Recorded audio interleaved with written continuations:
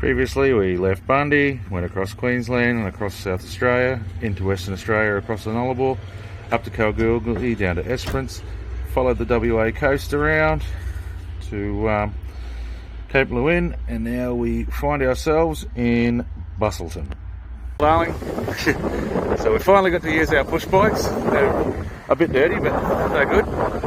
So we're in Busselton. This is excellent along the foreshore here, and that there is the longest pier in the southern hemisphere. Unfortunately you can't ride the bikes on it, but tomorrow if the weather's good we'll go for a walk along it or catch a little train. Oh yeah, we'll definitely want to do that. But yeah, no, this is a real pretty little town, Busselton. I like this. Yeah, so nice foreshore they've got here. It's like Bagara but better. Cafes and restaurants, and what about Jay's? What about Jay's? Here's a cool thing I've never seen before, but I'm not much of a cyclist. Here in Busselton is like a bike repair thing. It's got like a repair station, we'll call it. It's got all the different tools you might need, an airline, you can pump it up, hang it up there while you're fixing it. Got a little thing around here telling you air pressure and stuff. Yeah, no, this is a really well thought out thing. My cyclist here, with a Lycra on, she's one of those types, she probably wants a latte soon and ride in front of the traffic, you know those types. So here's us in Busselton. We've got a nice little room, we've done our washing, smile sunshine, and it's our first real crappy day of weather. We've been really lucky around the south coast, so we booked in here for 2 nights. Well, the weather's report says it's going to be crap for a couple of days, so tomorrow is meant to be even worse, so we'll hang out here and try and avoid the shit weather, and yeah, that's us in Busselton. Nice little spot. So this is Meelup Beach near Busselton. We're in this Margaret River region that we're in. We went through Margaret River town yesterday, and yeah, that's about as exciting as any other town, and visiting wineries is something that's completely on my bucket list. Not. Yeah, unfortunately the weather's turned crap on us today, so we're just having a bit of a drive around looking at stuff. Yeah, no, it's nice. This would be a beautiful beach on a nice day. But unfortunately, Mother Nature's has screwed us for this weekend, so hide out in the room and go for a drive. That's us. Yeah, so this is Garnet Rock or something, but yeah, shame the weather sucks. This will be a really pretty day otherwise. So this is the Busselton jetty. The weather's come good for us for today. They were saying today was going to be a shit day, but it may come in later, but it's looking alright now. So Busselton jetty, 1,841 metres long with an underwater observatory, but Sunday morning at 9 o'clock, I think it is, yeah, nothing seems to be open to pay for it, so hopefully we can get in up the other end and have a look. But if not, here's what it is. There's usually a little train that runs along here that you can go on, but yeah. So we've walked the 1,840 metres, smile sunshine, off the Busselton Pier, which was nice. It's a nice cool day, which is good. But yeah, no, I think they might be right about that afternoon weather coming in. Beautiful day. Look at that lovely sun. And then out here is this observatory. They got it locked up like Fort Knox. They must get a few dickheads out here or something. But yeah, unfortunately it's not open at the moment. So once we walk back, we'll see what the deal is. If we can get it to train ride back up and do it, we will. If not, sucks to be us in Busselton. And this is the coastline of Bunbury. So, yeah, it goes right the way around. There's a whole heap of ships out here waiting to get loaded or unloaded. And around to a nice lighthouse. Yeah. Yeah, the weather's still a bit sad today, but we seem to be dodging it, thankfully. And this is the view from the top of the Apex Lookout in Bunbury. People put their padlocks with their little story on it. It's pretty windy up here, but it's nice. There's a little harbour. And the port. Another nice little town. So this is Preston's Beach in between Bunbury and Mandurah. Now we were just talking to a gentleman in the car park, and he was telling us that this sort of road, which is my favourite kind of road, this will take us up to a place called White Hills, which will then bring us out at Mandurah. The weather seems to be a little bit more pleasant at the moment. It's still cold, but it's not too bad. So this is Point Perrin at Rockingham. Smile, sunshine. This is another one of those old gun placement things that they had for World War II. Yeah, man, they pick all the primo sites. Oh yeah, that's Fremantle over the other side, so this will be the harbour, and so obviously over the other side they have the gun placement things. Oh yeah, down the deck there you can see a gun on the thing. We were walking that far back because we're feeling a bit lazy. And yeah, so any chips that came through, they would have owned them, but thankfully none did. After the attack of Darwin, everything moved somewhere else, so they did commission it in 1944. A bit windy today, but thankfully the weather's held out for us. Yeah, what a lovely little spot. So that's looking out over towards Fremantle, and high rises in the distance you'd imagine would be Perth.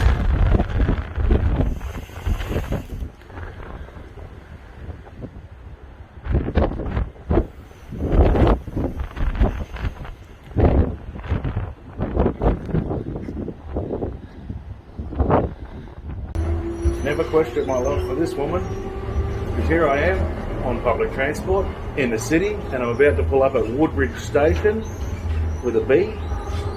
Feels like the 80s again. Here I am on a city train. Woodbridge. Derek's going home. I'm going back to Woodbridge. So this is the Elizabeth Quay in the city. Don't you ever question my love for you walking around in the city. In the rain. It's actually not too bad being Monday morning because there's not many people around. Leonie's kind of thinking we're like the last people on earth because there's no one around, which I'm okay with because cities are usually a little peoply for my liking. But yeah, it's a city. Yeah, looks like they've spent a few bucks around here. But yeah, it's a city. And this is the foreshore at Mandurah. We got ourselves one of those all-day passes on the trains and the buses, so we're just kind of cruising around. It was a bit rainy in Perth, so we jumped on a train and came to Mandurah.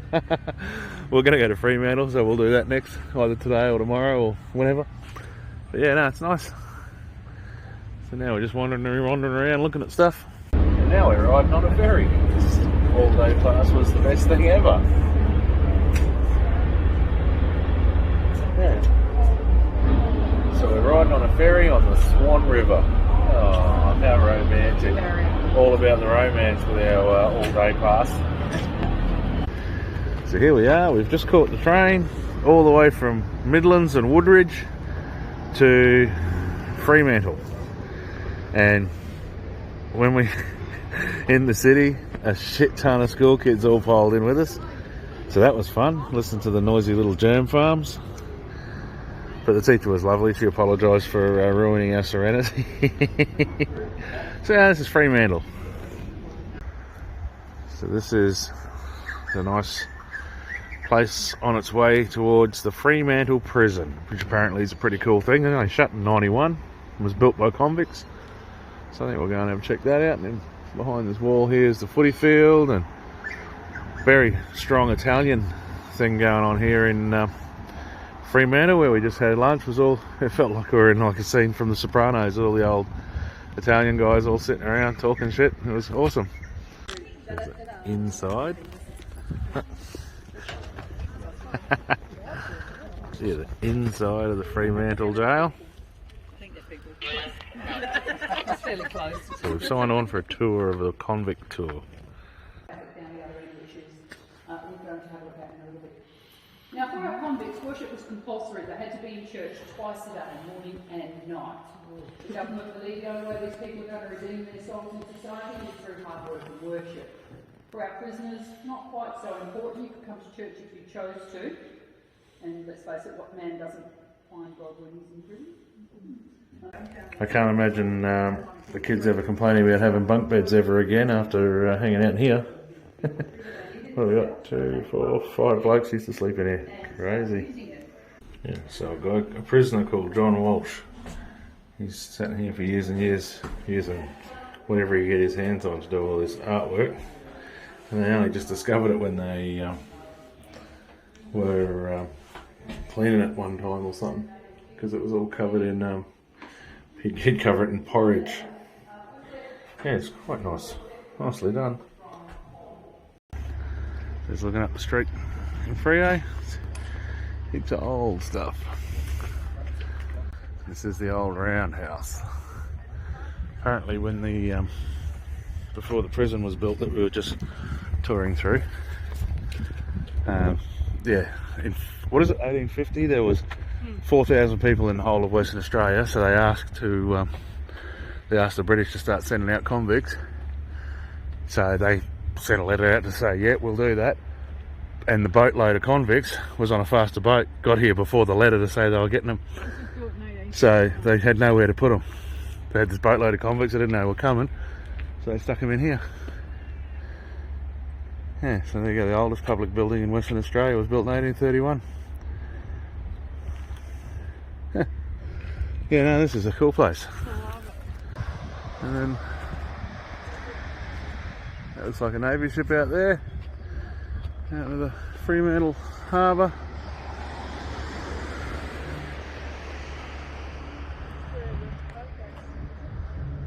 Quite possibly.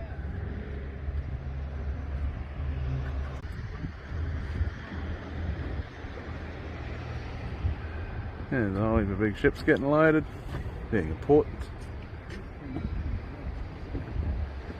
Because there's no access that we've seen to the Swan River. Like, these big ships can't get into Perth, so this is obviously where they unload everything and take it up. Yeah, no, it's a cool town, this. So now we're on the big Ferris wheel in Fremantle. Oh, very exciting and scary. Is it a good view? What do you think, wife? It's an awesome little town. It's a great town. Yeah. We're having a beautiful day today, and the weather's come good for us finally. It's lovely and blue. Look at the view. Cool.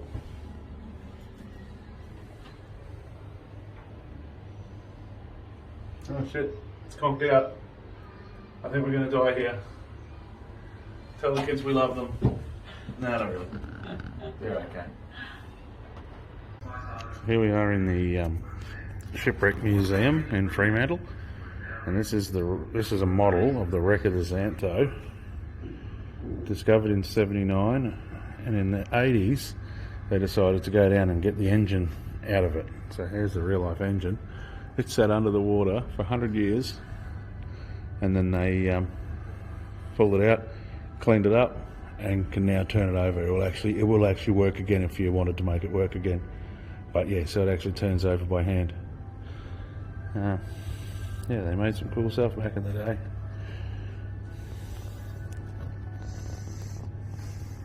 And this is a shipwreck they've recovered, the Batavia. Wow.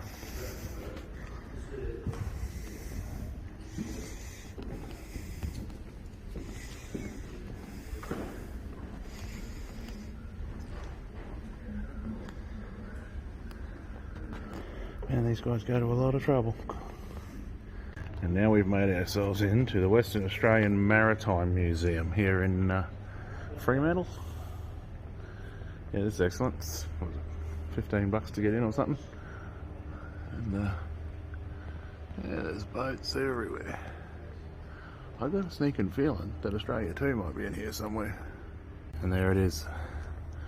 That is the racing sailboat that won the America's Cup. I think it was about 1982 or 84 or something. And Alan Bond financed it, and it was the one with the wing keel that had the big controversial thing about it. And it's the one where Bob Hawke said after they'd won it that every Aussie should have a day off, and if their boss sacks them, he's a bum.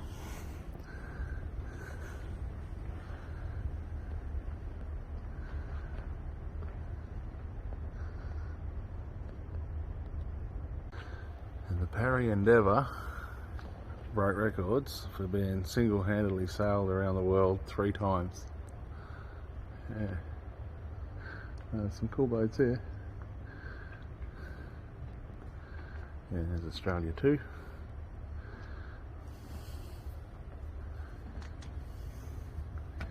Imagine this thing would be insured for a few bucks. because I don't know dick about sailboats, but everyone knows about this one.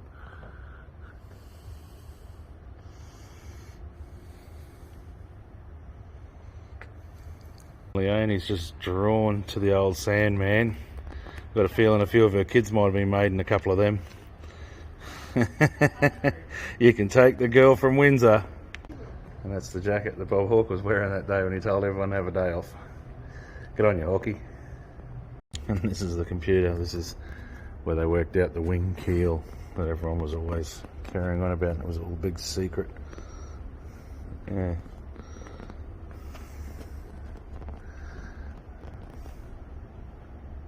And the replica of the trophy that these boys, well, these replicas boys won. And we've got a submarine out in the car park, like all good car parks should have.